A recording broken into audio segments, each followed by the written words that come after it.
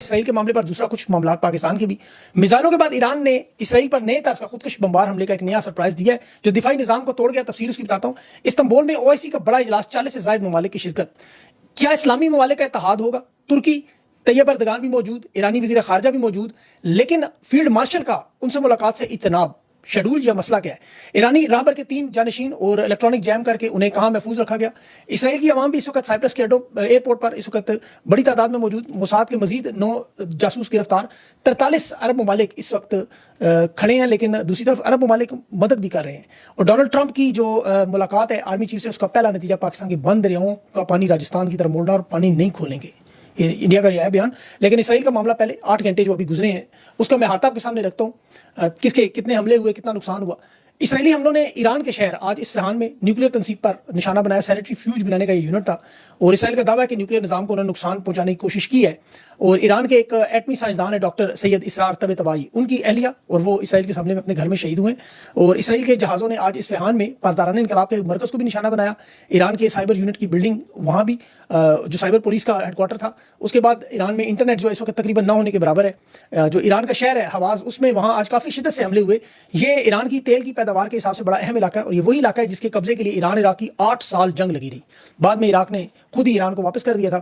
اور تہران میں جو اسلامی انقلاب کے بانی ہیں آیت اللہ خامنائی، ان کے اوپر بھی جو ہے وہ جو ان کی مزار ہے وہاں، اس پر آیت اللہ روح اللہ خمینی، ان کی بیوی بچے وہاں آباد ہے اس کے قریب، وہاں بھی حملہ ہوا ہے.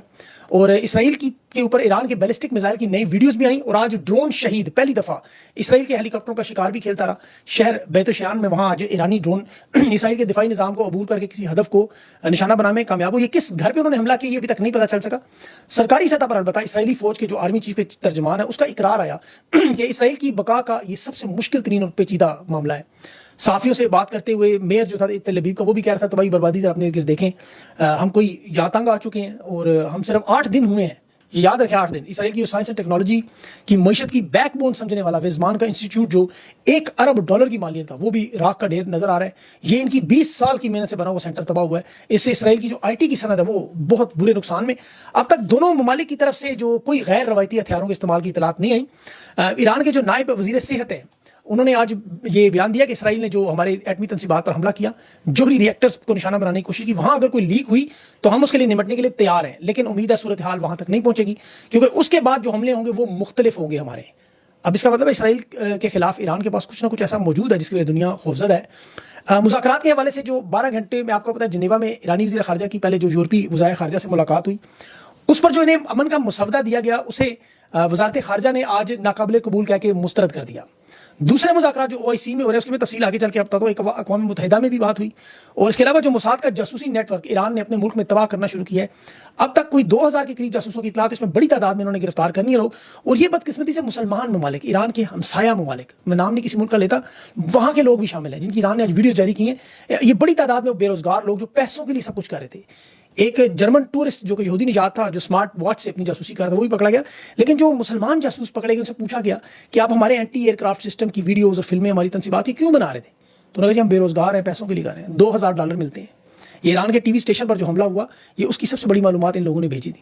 انہیں دیکھ کر وہ مجھے کیوبا کے چے گویرا کی وہ فیدل کاسٹرو کے ساتھ جو مل کر بولیویا کے آپ کو پتہ ہے تحریک تھی، اس میں گولیوں کی آواز سے وہ چرواہا یاد آیا جو بکریوں کے ڈر سے کیوبا کی ساری تحریک 1967 میں تباہ کر گئے. یہ $2000 میں مسلمان شہید کرواتے ہیں میر جعفر میر صادق. ایران کے رہنماؤں نے بھی کہا اب ایک دفعہ جنگ سے ذرا فارغ ہو جائیں، پھر ان تمام لوگوں سے نپٹیں گے جنہوں نے ہمیں نقصان پہنچایا. یہ عالمی جوہری توانائی کے چیف گروسی کو بھی انہوں نے دھمکی دی کہ ایک دفعہ ذرا یہ جنگ ختم ہو جائے پھر ہم اس چیف کے ساتھ بھی نپٹیں گے. آج ڈونلڈ ٹرمپ کی بڑی اہم سٹیٹمنٹ آئی کہ اسے لگتا ہے کہ اسے جنگ میں جانے کی ضرورت نہیں. وہ کہہ رہا ہے کوئی جنگ جیت رہا ہے تو اسے روکنا مشکل ہے، ایران کو روکنا مشکل ہے واقعی. اب یہ بیان بڑا اہم بیان تھا. ایران کے وزیر خارجہ نے کہا کہ اگر ایران کے حملوں پر امریکہ شامل ہوا تو یہ پھر معاملہ نکل جائے گا ہمارے ہاتھ سے. B-2 اسٹیلتھ طیارے جو وائٹ مین ایئر بیس میں آپ کو پتا ہے سین ڈیاگو ایئر بیس پر ڈیاگو گارسیا بیس پر یہ جو نیوکلیر تنصیبات پر حملے کی کوشش ہے جو مغربی میڈیا اطلاع دے رہا تھا وہ ابھی تک امریکہ کی طرف سے کنفرم نہیں ہوئی. اور یہ بات بھی کہ جو تہران سے لوگ بڑی مکانی کر کے جا رہے ہیں یہ بھی غلط نکلی. سائپرس کا ایئرپورٹ دیکھیں، ہزاروں اسرائیلی وہاں اسرائیل سے فرار ہو کے پہنچ رہے ہیں، لیکن اسرائیل وغیرہ یہ تو واپس آ رہے ہیں. اب تہران پہ جو انہوں نے بات کی، تہران کی آبادی 1.70 کروڑ کے قریب ہے. اب 1.70 کروڑ لوگ تو شہر چھوڑ نہیں سکتے. کوئی 8-10 ہزار لوگ بھی جو چھوڑ کے جائیں جن کے پاس آپ کو پتا ہے ڈیول نیشنلٹی ہے، برطانیہ، آسٹریلیا، برطانیہ اور بھارت وغیرہ، وہ لوگ ضرور وہاں سے منتقل ہوئے. وہ بھی گیلان اور البروز کے راستوں پر ہیں جو غیر ملکی ہیں، جن کے پاس دوہری شہریت ہے، وہ ظاہر ملک چھوڑنا چاہتے ہیں۔ باقی 1.5 کروڑ لوگ وہیں موجود ہیں، وہ نہیں کہیں بھی جا سکتے۔ جس طرح ایران کے رہبر سپریم لیڈر آیت اللہ خامنائی نیتن یاہو کی طرح ملک چھوڑ کر نہیں بھاگے، اس طرح یہ بھی نہیں بھاگیں گے۔ ممکنہ حملے اور شہادتوں کا خدشہ ہے، اس میں ایران کے تمام الیکٹرانک رابطے معطل کیے گئے ہیں، جو پیغامات ہیں وہ قابل اعتماد معاونین کے ذریعے بھیجے جاتے ہیں۔ نیو یارک ٹائمز نے ابھی کہا کہ وہ اپنے محفوظ بنکر میں، جس کی میں آپ کو تفصیل اگر بتاؤں تو 3 جانشین آیت اللہ علی خامنائی صاحب کے پبلک میں جاری کیے گئے، اور ان کی عمر یاد رکھے 85 سال ہے، یہ بزرگ ہیں۔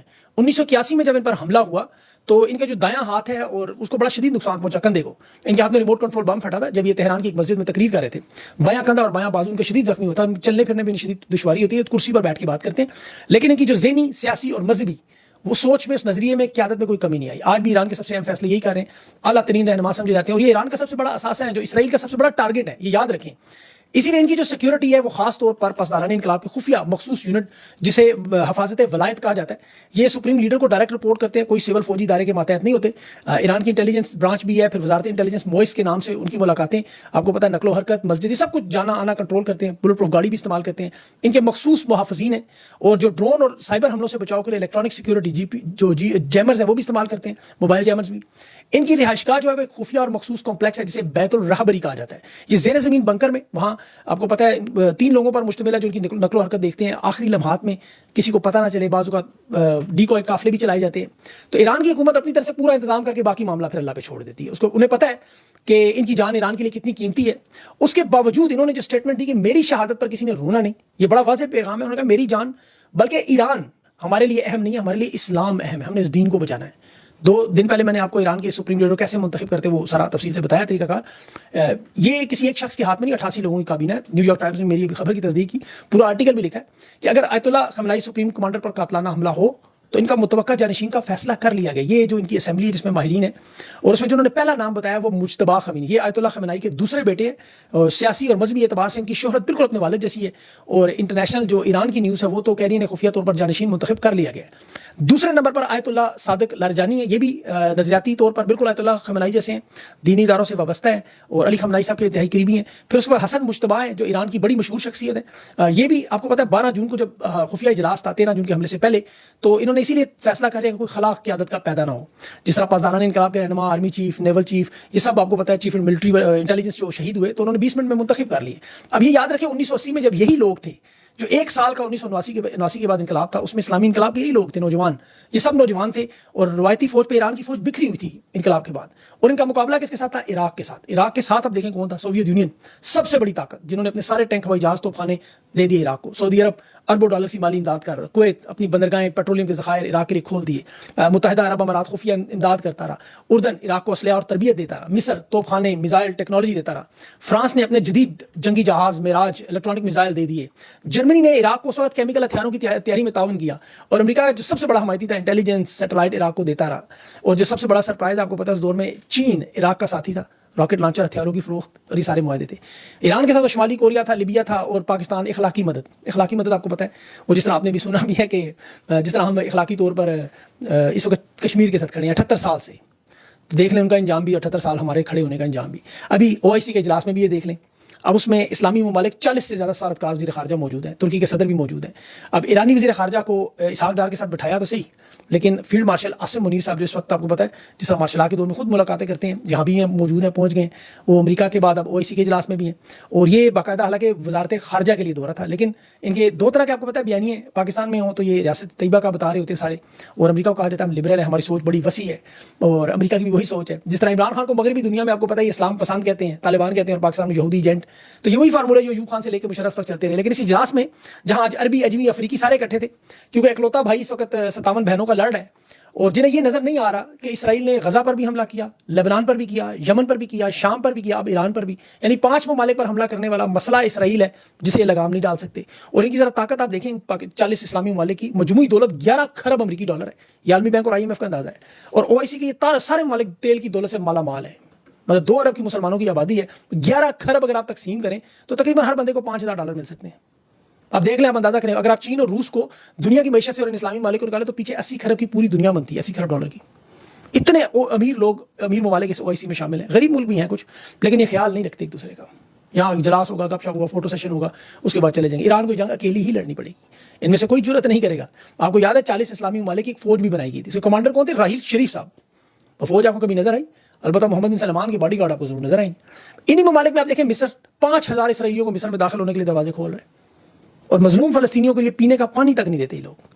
وہ آپ نے ویڈیو دیکھی ہوگی، وہ گورا رو رہا تھا جو کہہ رہا تھا یہاں بچے پیاسے مارے ہیں، چھوڑ دو ان کو، دے دو پانی، دے دو، صرف نہیں دیتے۔ اور پاکستان سر فہرست ایٹمی طاقت، ایٹم بم پہلے سے موجود ہے۔